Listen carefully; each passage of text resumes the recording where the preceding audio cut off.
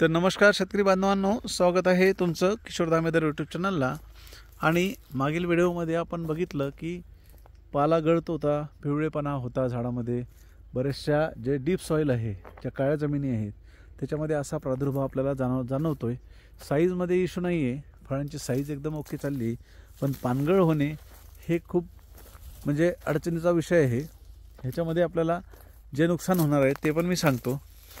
हे बघा, इथे पानगळ झाली, काडी वाळली, फळ अजून जिवंत आहे, पण हे फळ आपल्याला भेटणार नाही, म्हणजे हार्वेस्ट होईपर्यंत ते टिकते का याची गॅरंटी नाही आहे। तर हे प्रॉब्लेम कशाने आले, हे कसे सॉल्व होणार, किती दिवसात सॉल्व होणार, याची संपूर्ण माहिती तुम्हाला ह्या व्हिडिओमध्ये मिळेल। त्यामुळे व्हिडिओ स्किप न करता संपूर्ण व्हिडिओ बघा, जेणेकरून तुम्हाला याच्यातलं ज्यांना ज्यांना असा प्रॉब्लेम झाला असेल त्यांचा तो प्रॉब्लेम सॉल्व होण्यास मदत होईल।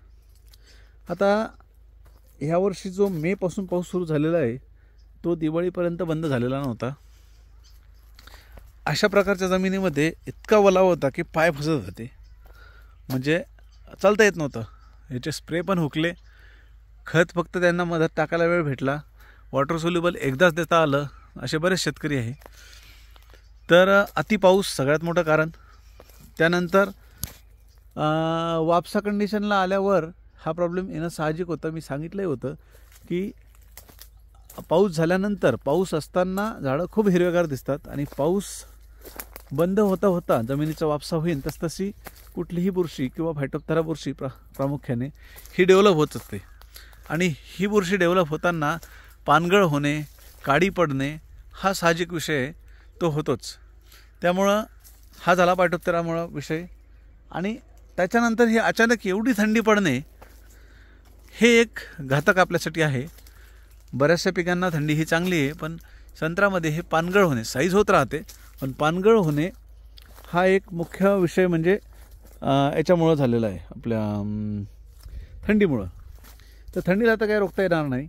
आपण याच्यासाठी आता उपाययोजना तुम्हाला सांगतो की उपाययोजना काय करायची की सर्वात पहिले तर एलिटची फवारणी आपल्याला वरून घेऊन घ्यायची, बुरशीनाशक म्हणजे फायटोप्थेराला कंट्रोल करण्यासाठी एलिट आणि 1 मायक्रोटेन घेऊन वरून स्प्रे करून घ्यायचं आहे।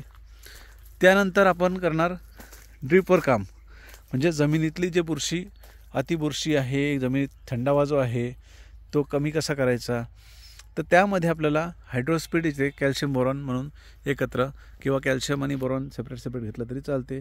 शक्यतोवर कॅल्शियम ऑक्साईड तुम्हाला मिळेल तर ते बघा, कॅल्शियम ऑक्साईड आणि बोरॉन हे एकत्र सोडा। ते 15 दिवसातून 3 वेळा, 15 ते 45 दिवसात 3 वेळा हे सुटण्यात आलं पाहिजे। त्यानंतर सल्फर 90% मध्ये 3 किलो पॅकिंगमध्ये येते, तर 3 किलो पॅकिंगमध्ये तुम्हाला ते सोडायचं आहे, एकरी 6 किलो। सल्फरसुद्धा तुम्हाला 10-10 दिवसाप्रमाणे 2दा सोडायचं आहे।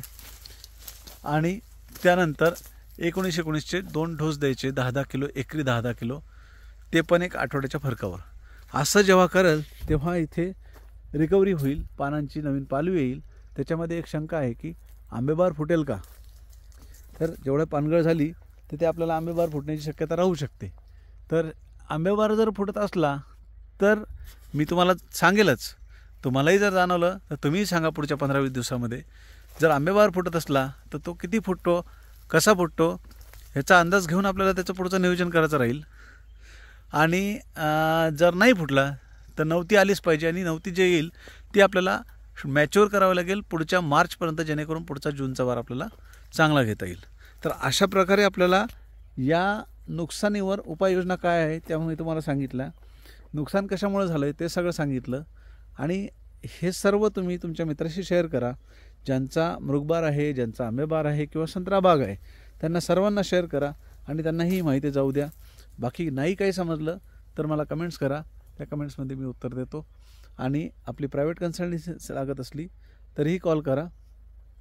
कॉल करण्यापेक्षा व्हॉट्सअपला मेसेज टाका, तुमचं लोकेशन टाका, आणि त्याच्यावर मी तुम्हाला फीसची कल्पना देऊन आपण पुढची व्हिजिट करूया। धन्यवाद।